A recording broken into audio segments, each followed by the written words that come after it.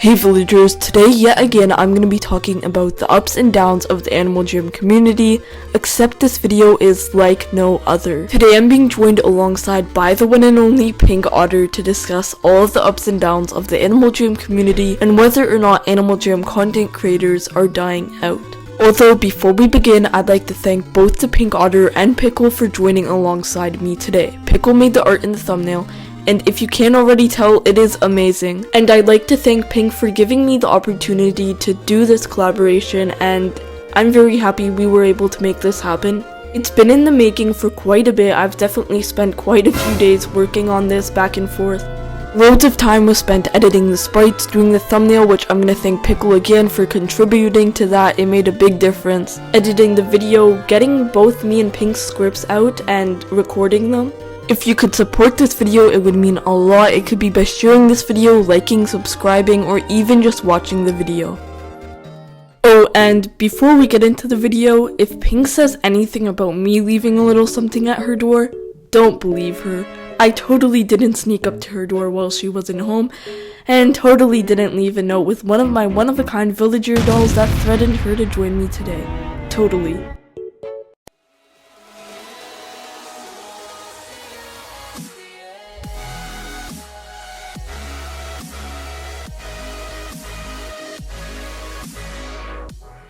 So, as we probably already know by now, and I'd genuinely be surprised if you didn't know this already, Animaljam is a mess. When I first made my appearance to the Animaljam YouTube community back in 2020, I was quite young and overly excited to start making videos. Going all the way back to 2017, I was recording my own secret quote-unquote YouTube videos, which I did plan on posting to YouTube someday, and I am so glad I never did that.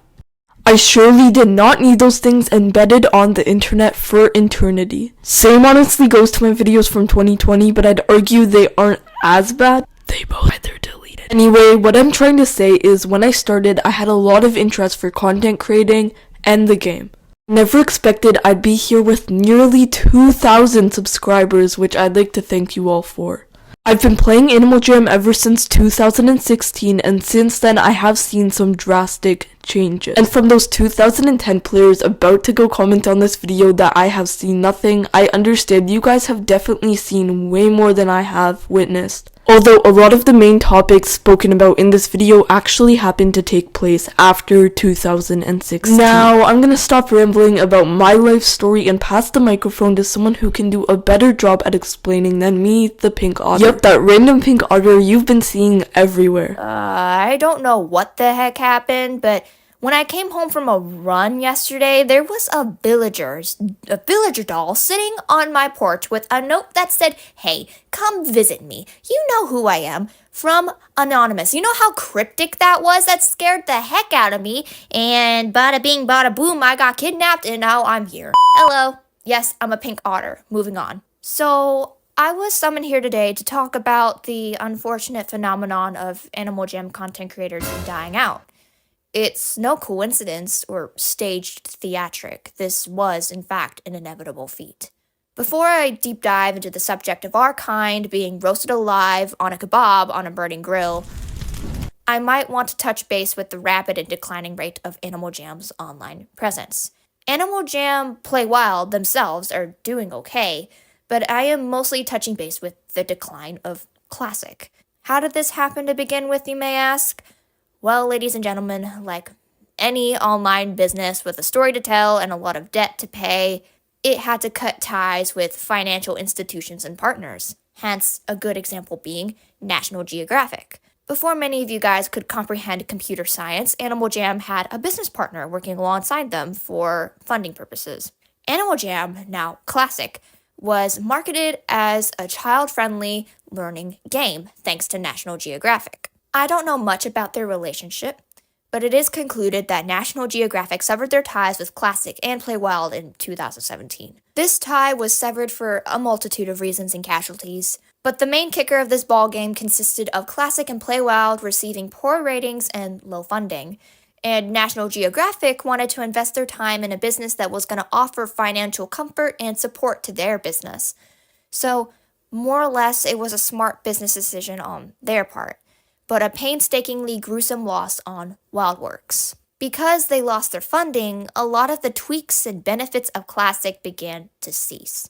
When an online game begins to suffer financially, perks and flashy updates begin to die down to save money. And WildWorks found that if they focused on the newer generation of Animaljam, that being Playwild, they would be in for the clear. Now, I'm going to weave in some Animaljam content creators into the mix to keep this video relevant. Going back to Classic, when we think of famous Animaljammers, what do we notice? Don't worry, I'll list a few for reference. There's Pepper, Apari, Wisteria, Cheerios. Okay. Come on, they're all Classic players, you new person. Yeah, those were the days. The most successful Animaljam players had one thing in common. They were in the era of Animaljam, when Classic was a luxury and a necessity to play. A common thing we see nowadays is that if a Playwild player decides to plop a seat in the content creating world, they don't really make it very far. I mean, sure, they may make a couple thousand subscribers, but we don't typically see AJ creators with above 5K. My good buddy Sam, you may know him, just hit his mark after disappearing for months and only really being into the content creating world for like around a year.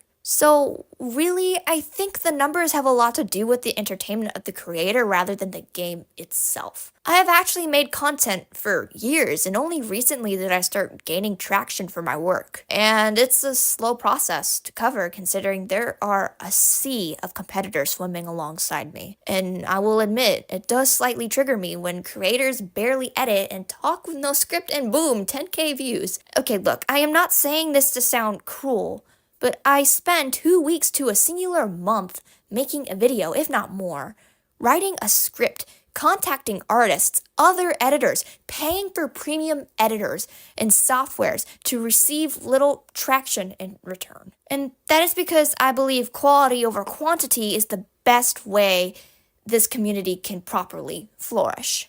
But I digress.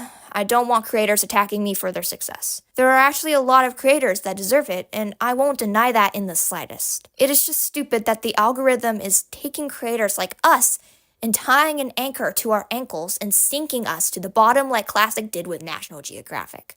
It seems that the algorithm reacts better to nostalgia rather than the flashy new features and technology.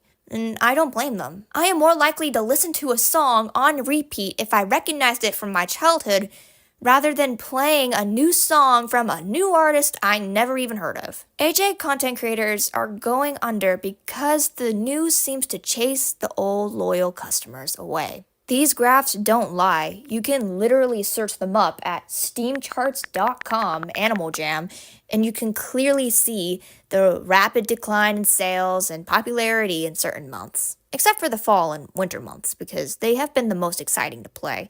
For the most part, Animaljam has been constant, and that's relatively a good thing, but there has been no great spike.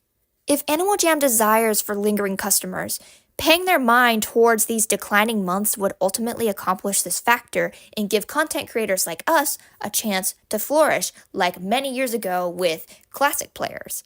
With more newcomers, new viewers would stumble among our stuff more likely, and Animaljam would get the proper word-of-mouth promotion they seek. So ultimately, the only way we are gonna avoid writing each other's obituaries is to aid Animaljam's analytics. Though many of WildWorks' attempts at success are in the ruins, not gonna lie, we as the consumers can offer the help they seek. Want to buy that wishing token? Do it. You're supporting Animaljam, and the content creators live another day.